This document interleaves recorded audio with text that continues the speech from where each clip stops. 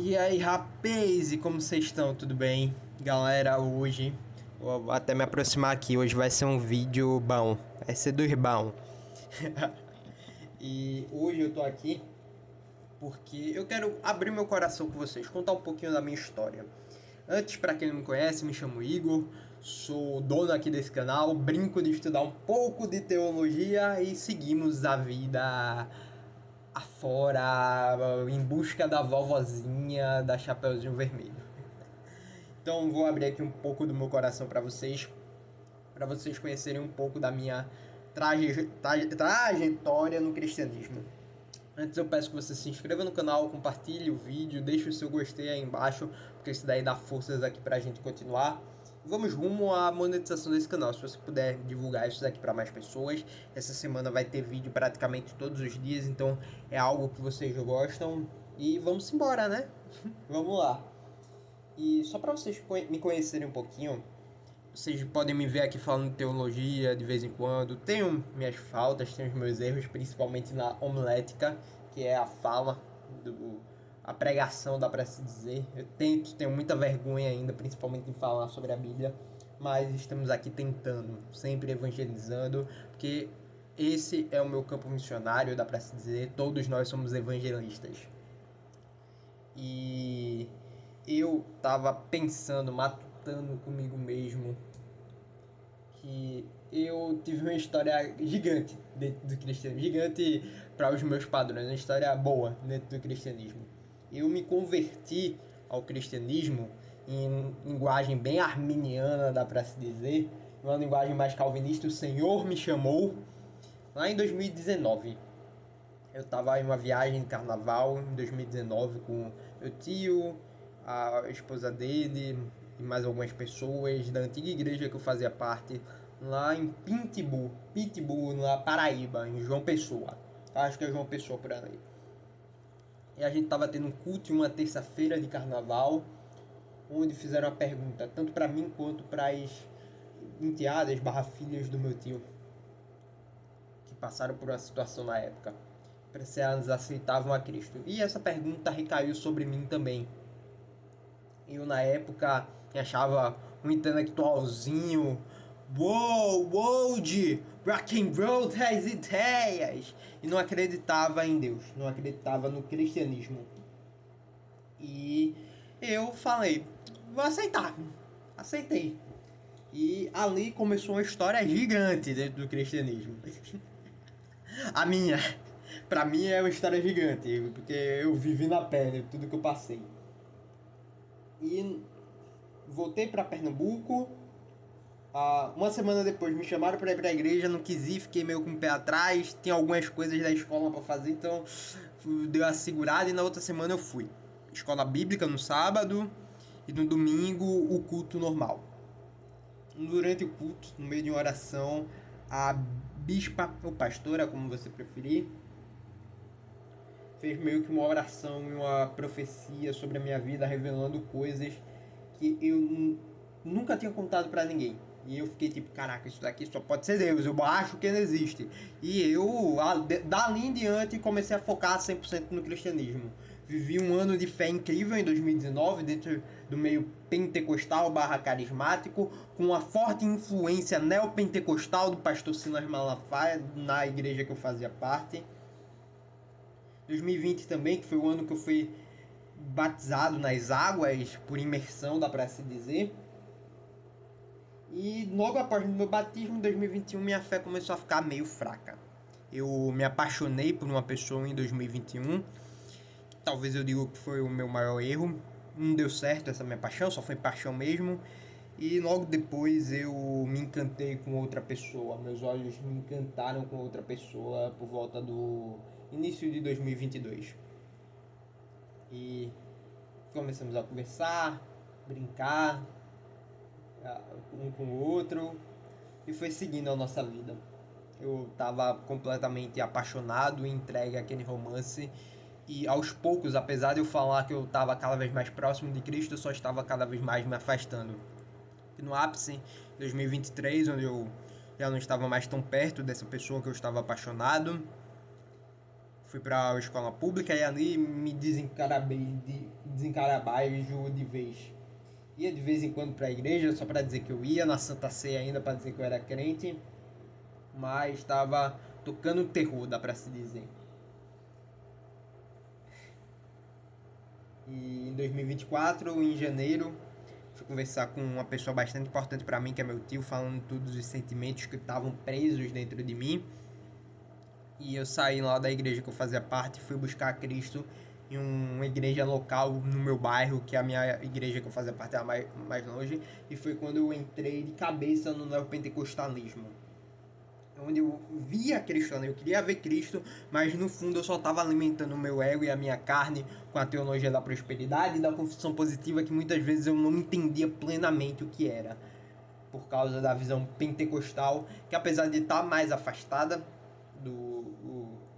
de vários ensinos bíblicos, como a soberania de Deus, o pretexto da eleição também, predestinação, ainda ser uma boa teologia nos seus âmbitos, dá para se dizer.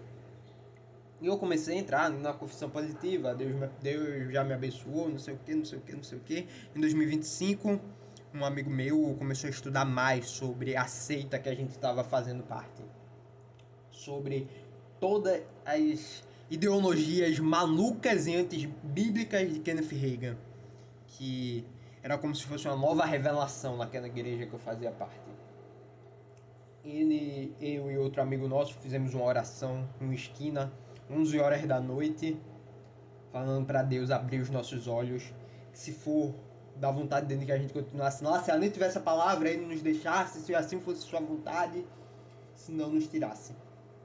E Deus nos tirou dali. E abriu os nossos olhos para a verdadeira Bíblia. E de lá para cá eu vim estudando bastante teologia e filosofia também. E fui buscar a igreja. Encontrei a igreja presbiteriana.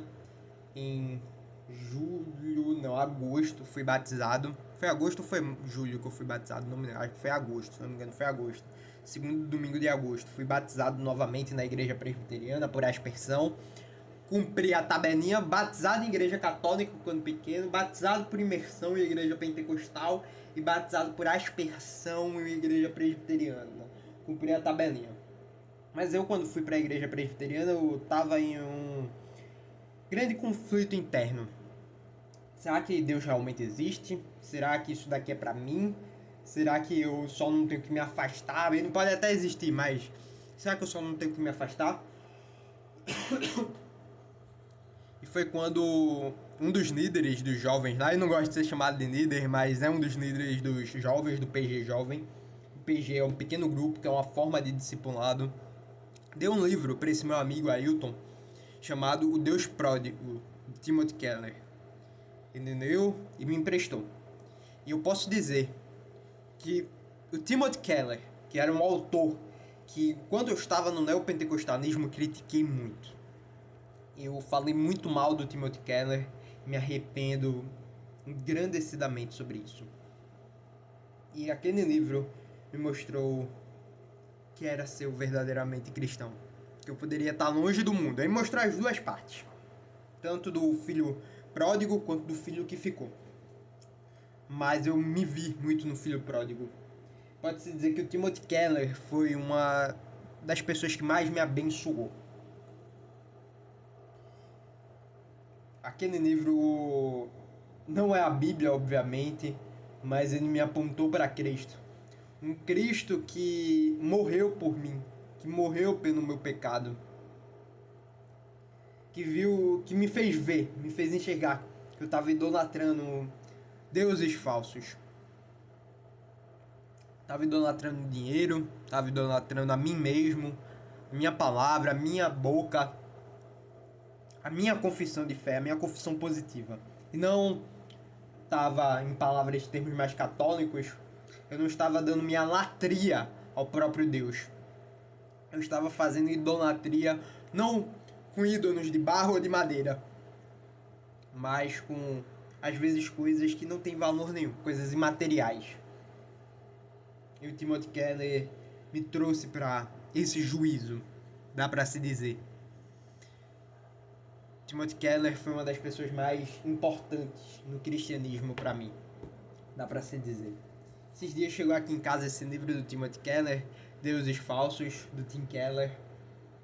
Vou estar lendo também. Eu vou deixar esse livro aí na descrição. Você comprando aí na descrição me ajuda financeiramente, tá certo? E quando eu vi esse livro na Shopee, eu comprei pela Shopee esse daqui. Vai estar inclusive na Shopee aí embaixo. Me lembrou toda essa minha caminhada durante 2025. Desde o início do ano no neopentecostalismo, onde declarei carro na minha vida, declarei casa, declarei tudo, declarei que ia ser um ano abençoado. E no fim das contas Deus quebrou paradigmas em minha vida. Fez coisas que eu nem imaginava que iriam acontecer durante todo o ano de 2025. Tive minhas faltas, tive meus pecados, como já confessei de boca aberta ao conselho da igreja, como já confessei de boca aberta ao meu pastor, erros, faltas que eu cometi. E eu espero estar me aperfeiçoando cada vez mais, para que eu não fique acomodado, que nem o filho que ficou na casa do pai. E que eu possa ser usado por Deus. Não dentro da igreja. Dentro da igreja é o pit stop, é o vestiário, o juiz apitou, vai pro vestiário, vê o jogo, pá, ajusta aqui, ajusta ali e vai pro campo de novo. Porque o campo onde Deus mais age não é dentro da igreja, nem é o vestiário para ajustar o jogo, mas é na rua. É você pregando o evangelho a moradores de rua, pessoas que não conhecem a Cristo, a drogados, que precisam ouvir a palavra de Cristo para se libertar desses vícios, a travestis, a homossexuais, que precisam ouvir a palavra de Cristo tanto como eu preciso ouvir. Não os julgando o pecado deles e apresentando aquele que tira o pecado do mundo, Cristo Jesus. Nosso trabalho é plantar semente e regar, mas quem vai fazer crescer é Deus, não a gente. Foi isso que o Timothy Keller fez comigo, plantou a semente em mim. E agora espero que Deus possa fazer crescer cada vez mais. Não por mim, porque dependendo de mim, dependendo da minha força, eu estava queimando no fogo do inferno. Mas para apresentar o evangelho para mais pessoas. Esse foi o vídeo de hoje, espero que você tenha gostado. Lembrando mais uma vez, esse livro Deuses Falsos do Timothy Keller vai estar aqui na descrição pela Shopee. Você comprando pelo meu link vai me ajudar financeiramente. Vai estar o link do livro Deus Pródigo também, tá certo? Beijão, galera. Tamo juntasso e até amanhã.